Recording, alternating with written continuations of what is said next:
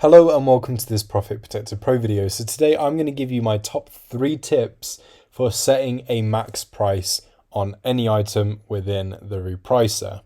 So we're going to be using this item at the top as my example. So tip number 1, don't set a max price too low. Now there's multiple things I want to say about this. So for a start, you obviously don't want to set your max below your minimum.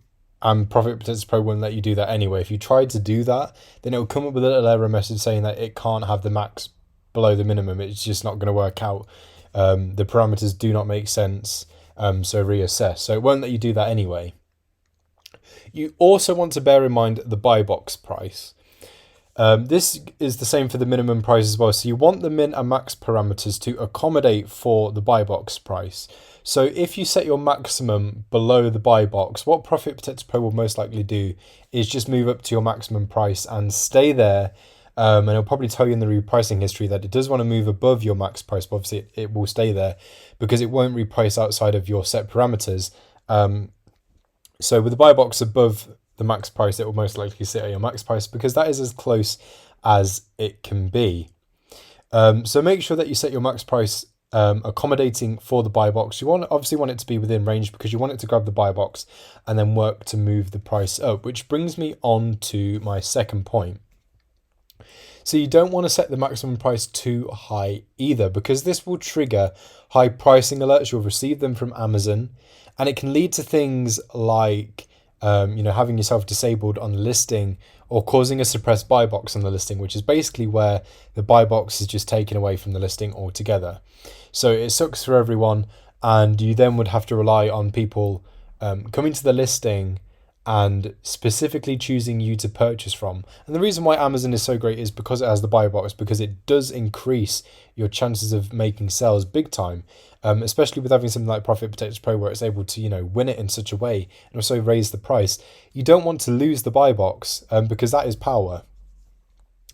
If you have set a max price that is too high, what you can do is come to the filters and click on the suppressed buy box filter and tick that, and any item that has a suppressed buy box, it might not even be you that's caused it, but what you can do is just check these and make sure that your max price is set sensibly, and that it isn't too high and that it is in line with everyone else in the listing, which I will talk to you briefly about in a moment. You could also filter by at max as well, just to double check things. At max, we know whether they're at max because they genuinely are, because Profit Protector Pro has won the buy box and worked to move the price upwards, and maybe it has achieved your max, which is awesome. That's the best case scenario. Or it could be that the buy box is above your maximum price. Maybe it moved and you didn't realize. So you can just quickly, check through these things, check the buy box price on Profit Protector Pro, and just see if anything needs a readjustment. When it comes to setting your max price and you're not too sure what exactly to set, you might have your own rule of thumb, especially if you're using min and max automation rules as well. You might have it go, X amount above the buy box price, the break even, the ROI, whatever it is that you want to do for that. But if you're manually setting it and you're not sure what to set for your max price, it's always wise just to check the listing itself. And basically just click on all of the offers and gauge the range of offers on the listing.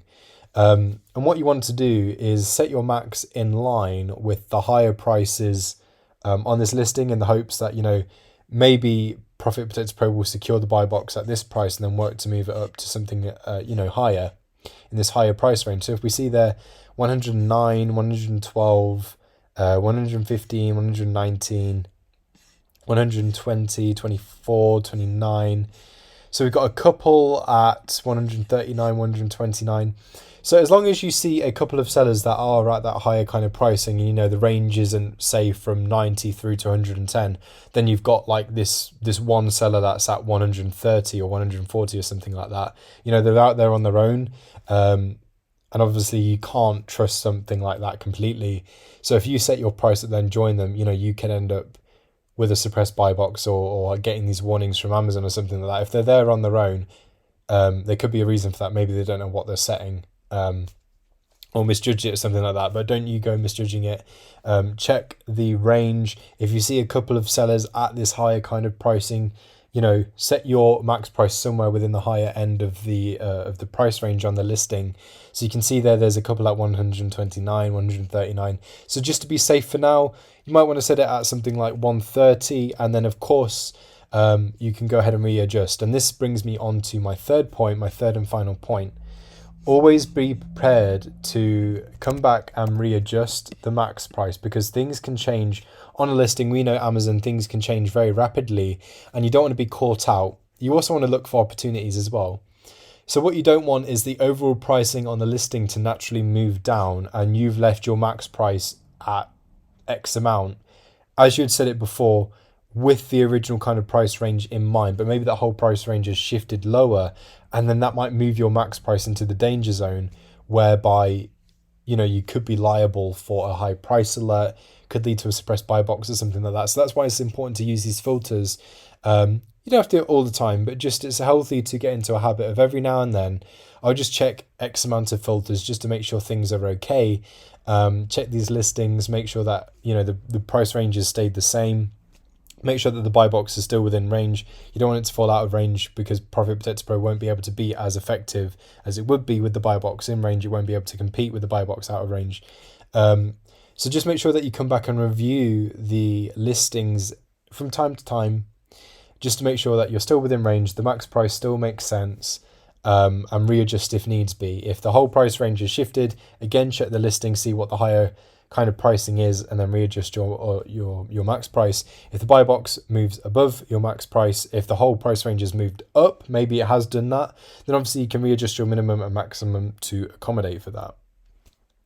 So my top 3 points, just to recap: don't set the maximum too low, don't set it too high, and also check every now and then in case you need to readjust. And obviously using the filters can help you do that. And just by checking the listing itself, it can give you a good idea. Now, if you have Buybot Pro, obviously this can help you out a whole lot more, because you have the Profit Protector Pro integration in here, and it will tell you the max sold price once you've analyzed, and you can copy that max sold price into the fields here if you are using the integration to set up your items in advance. But hopefully this video was helpful. Thank you for watching. Don't forget to like, comment and subscribe, and I'll catch you next time.